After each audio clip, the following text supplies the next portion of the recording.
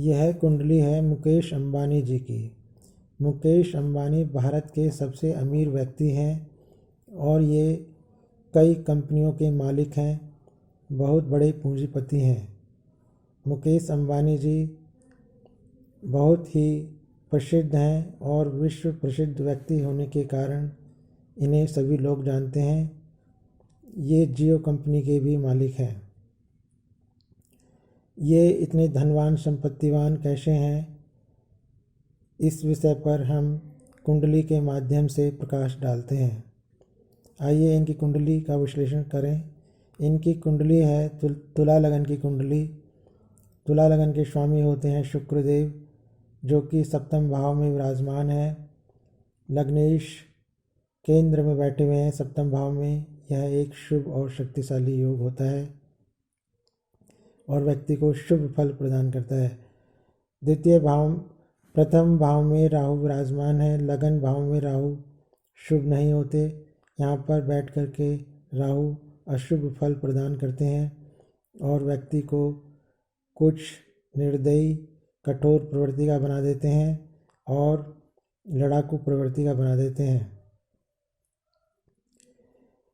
द्वितीय भाव में शनिदेव विराजमान है। शनि यहाँ पर बैठ कर के शुभ और अशुभ दोनों ही प्रकार के फल प्रदान करते हैं। तृतीय भाव में चंद्रदेव विराजमान है। चंद्र यहाँ पर गुरु की राशि में है और चंद्र यहाँ पर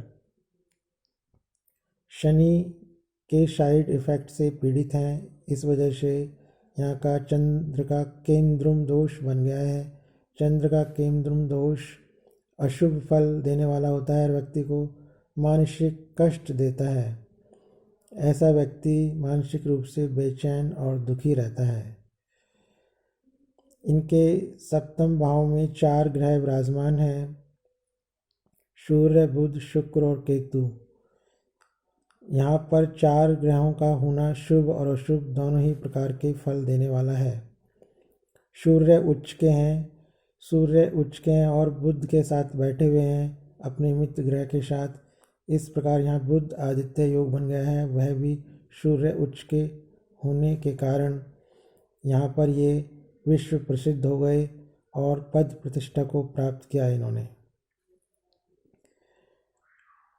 बुध शुक्र का योग बना हुआ है। बुध शुक्र का योग भी काफ़ी शुभ फल देने वाला होता है और व्यक्ति को काफ़ी धनवान संपत्तिवान बनाता है। सूर्य शुक्र का योग बना हुआ है जो कि एक अशुभ योग होता है। शुक्र केतु का योग बना हुआ है, यह भी एक अशुभ योग है और सूर्य केतु का भी अशुभ योग है। इस प्रकार यहाँ पर सप्तम भाव में शुभ और अशुभ दोनों ही प्रकार के योग बने हुए हैं। इस प्रकार यहाँ पर सप्तम भाव का इनको मिश्रित फल मिलता है। सप्तम भाव में केतु का होना और ऊपर से राहु की दृष्टि का होना यह वैवाहिक कष्ट को दर्शाता है। सप्तम भाव के लॉर्ड हैं मंगल देव, जो कि अष्टम भाव में विराजमान है। यह एक अशुभ योग बन गया है और वैवाहिक कष्ट का योग बन गया है।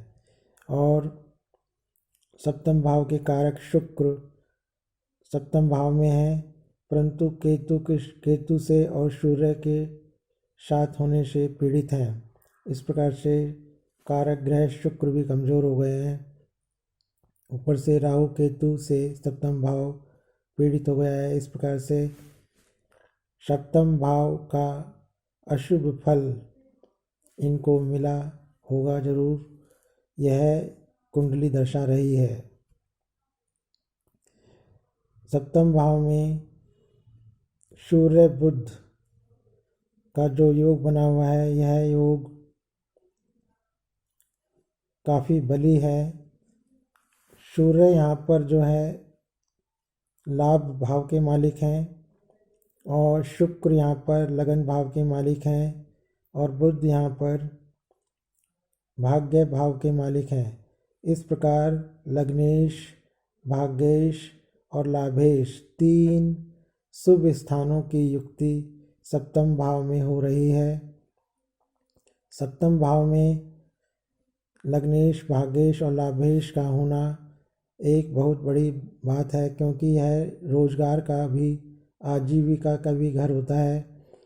इसी वजह से ये इतने धनवान, संपत्तिवान हुए हैं, क्योंकि रोजगार के भाव में, बिजनेस के भाव में लग्नेश, भाग्येश और लाभेश की युक्ति हो गई है। यह एक बहुत ही महान उच्च कोटि का राजयोग है। इस योग के कारण ही ये इतने धनवान हैं, संपत्तिवान हैं और कई कई कंपनियों के मालिक हैं। अष्टम भाव में मंगल देव विराजमान है। मंगल यहाँ पर बैठ कर के व्यक्ति को शारीरिक और मानसिक कष्ट देने वाले होते हैं, और अष्टम भाव में मंगल हो जाने से ये मांगलिक दोष के शिकार भी हैं, परंतु इनका मंगल दोष काफ़ी हद तक भंग हो चुका है और मंगल दोष का दुष्प्रभाव काफ़ी कम हो चुका है, क्योंकि मंगल को कंट्रोल करने वाले ग्रह जो होते हैं चंद्र और गुरु होते हैं। गुरु यहाँ पर काफ़ी शुभ और शक्तिशाली पोजीशन में है, क्योंकि गुरु यहाँ पर लाभ भाव में सूर्य की राशि में बैठे हुए हैं। इस वजह से गुरु यहाँ पर काफ़ी शक्तिशाली हैं और शुभ फल देने वाले हैं। गुरु की वजह से और सूर्य उच्च के होने की वजह से और चंद्र की वजह से इनका मंगल दोष भंग हो गया है और काफ़ी कमज़ोर पड़ गया है।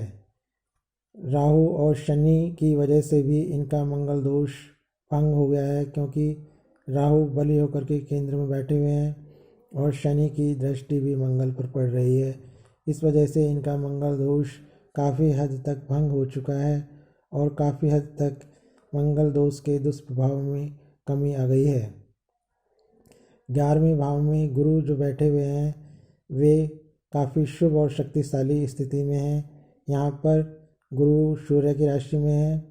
यहाँ पर बैठे हुए गुरु केंद्र और त्रिकोण की भांति ही मजबूत और शक्तिशाली होते हैं और व्यक्ति को शुभ फल देने वाले होते हैं। इस कुंडली में सूर्य उच्च के हैं और गुरु काफ़ी शक्तिशाली स्थिति में है और लग्नेश, भाग्येश और लाभेश की युक्ति ये सब कुंडली को काफ़ी बली और मजबूत बना रहे हैं। इस कुंडली में केंद्र त्रिकोण योग भी बने हुए हैं, क्योंकि शुक्र यहाँ पर लगन भाव के, त्रिकोण भाव के और केंद्र भाव के स्वामी हैं और बुध यहाँ पर त्रिकोण भाव के स्वामी हैं। एक केंद्र त्रिकोण यहाँ से बन गया और केंद्र त्रिकोण योग सूर्य और बुध जो कि भाग्येश और लाभेश हैं, यह भी एक शुभ योग है और काफ़ी धनवान संपत्ति को देने वाला योग होता है। कुल मिलाकर यह कुंडली मिश्रित श्रेणी की कुंडली है और शुभ और अशुभ दोनों ही प्रकार के फलों को देने वाली है। इस कुंडली की विशेषता यही है कि इस कुंडली में लग्नेश, भाग्येश और लाभेश की युक्ति हो रही है, जो कि बहुत ही धनवान और संपत्तिवान बनाने वाला योग है। और दूसरा शुभ योग, इसमें सूर्य उच्च के हैं और उसके साथ बुध बैठे हुए हैं। सूर्य बुध का बुध आदित्य योग बन गया है। यह भी काफ़ी शक्तिशाली योग है। इसी योग की वजह से ये विश्व प्रसिद्ध हैं और भारत में लोकप्रिय हैं। यह था मुकेश अंबानी जी की कुंडली का अध्ययन। कृपया आप हमारे चैनल को सब्सक्राइब करें और हमारे चैनल की वीडियोस को देख करके ज्ञान और लाभ प्राप्त करें।